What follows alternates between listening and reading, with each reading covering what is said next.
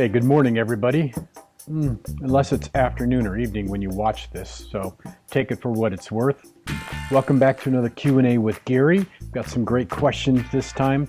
The first one is from Jim, and he says, Gary, love your show. Hey, thanks, Jim. It's almost winter, and it is getting cold, and I need to put away my grill for the season. Yes, I know it's against the law in most states. Smiley face. So my question is, what tools do you use to clean your grill before storing?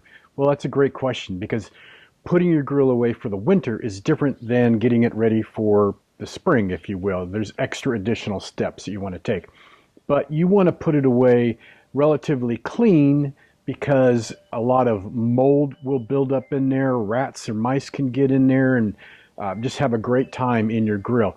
And believe me, that has happened to me and it's absolutely nasty. So what I do is I have a couple sprays that I like to use, and I'm not dropping names here, but I do like the Goo Gone grease. It's actually called the Grill Cleaner. It's great on cutting grease. For my stainless steel grills, I use a stainless steel cleaner of some sort, spray aerosol or just a squirt bottle. And those are what I'll use to give just a general cleaning on the outside of the grill. And that's just, aesthetics, if anything else. But it's also important that you don't leave any grease or dirt or anything built up on the outside, because that will actually, what it'll do, it'll harden up and it'll make it harder to clean a few months later, and you don't want that. Now on the inside, there's only three things that I use. And it's simply to remove the buildup. So the first thing is I recommend getting some heavy duty gloves. These are rubber kitchen gloves, but they do make chemical resistant gloves that are much, much heavier. The reason you want a heavy pair of gloves is because when you get in the inside of your grill, there are some sharp edges in there and it can cut you really bad and you run the risk of infection. So use something like this. It also keeps your hands clean if you're worried about that. Then I go in and I take it apart. So I'm going to remove the grill grates, and depending on the type, if it's a metal grill grate, i.e. stainless steel or steel, then I go and I reach for some heavy duty Brillo pads. I really like these. They have some soap built into them, obviously. It's a heavy duty steel and it'll scrub that crap right off of there. So highly recommend using these. And then what I do is I take the grate off. Depending on whether it's a gas grill or a charcoal grill, there again, they're all somewhat similar. You remove the additional parts so you can get as much of the cavity open and as exposed as possible. Then I take a plastic scraper. I like to use these. This is actually a Bondo knife, but it gives me some great torque and allow me to put some pressure as I'm scraping the gunk off the sides of the barbecue. So I'll get all that off with this. And then I will also, because this is the wide spatula, I like to scrape it up, put it in a garbage bag. You could go in there with a shop vac if it's not too greasy, but I hate to recommend you clogging up your shop vac with a bunch of greasy drippings and fat and stuff from your barbecue. So scrape it up as much as possible. Put that away. Clean your grates, clean any other metal that's exposed. This is great for cleaning the heat deflectors that are in the bottom of your grate. I don't recommend using these on cast iron grates though. Just use a steel brush. You don't want the bristles breaking off and embedding themselves in the grate. So keep that in mind. Everything else, this is awesome. And that's really about it. You don't have to go in and sanitize your grill unless you want to. Seriously, I've met people that every time they cook on their grill, they go in there and they scrub it clean. Entirely personal preference. I don't go to that much detail and effort.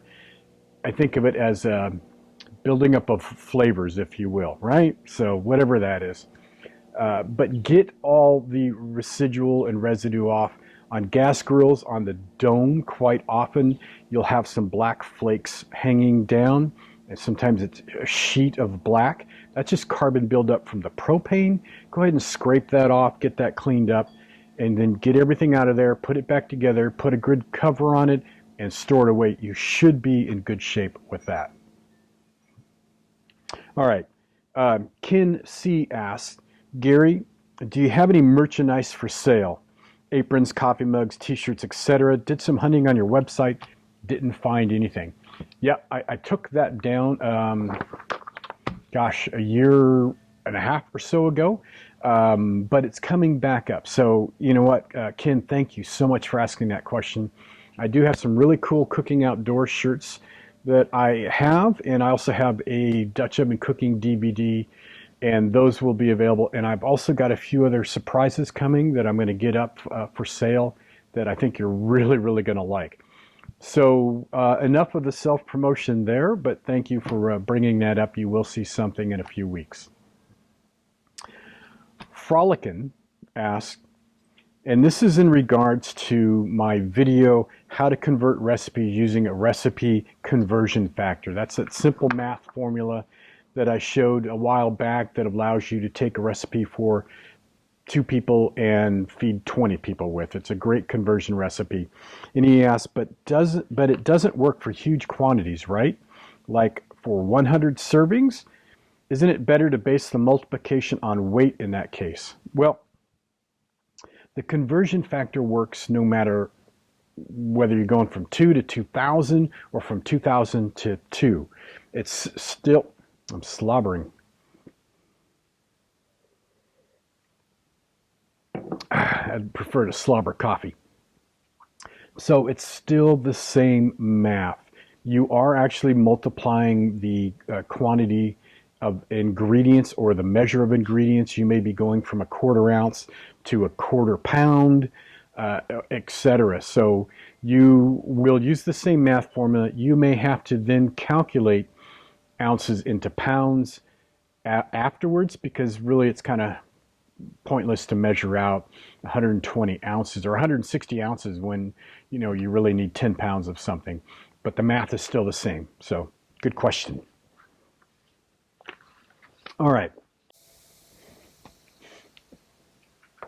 So this is an additional tip on my video, how to trim a tri-tip, and it's from Pigskin Barbeque.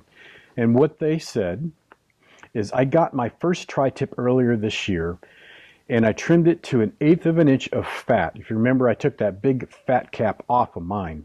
And I did this so I could sear it a bit longer. Plus, I cooked it to 145. After cooking, I removed the remaining fat, and it was juicy. All right, it's a great tip. Yes, if you leave a little bit of fat as that tri-tip cooks, it can baste the fats into the meat.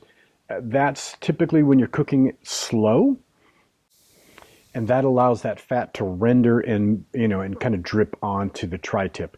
For a quick sear, you might want to not leave that fat cap on there, but I do recommend trying it both ways. Some people like to smoke their tri-tip. It's going to go a little bit slower for them. That fat cap's going to work out really nice, but make sure it's small. As Pigskin Barbeque recommends, 1/8 inch is perfect. I've had some people comment that they do a 1/4 inch. Entirely up to you. I showed you only one way to save money by buying your own untrimmed tri-tip and trimming it as they would in the grocery store or the butcher shop. So great point, great tip. Thanks for sharing. That's it for another Q&A this week. I'll be back again next week with another Q&A with Gary.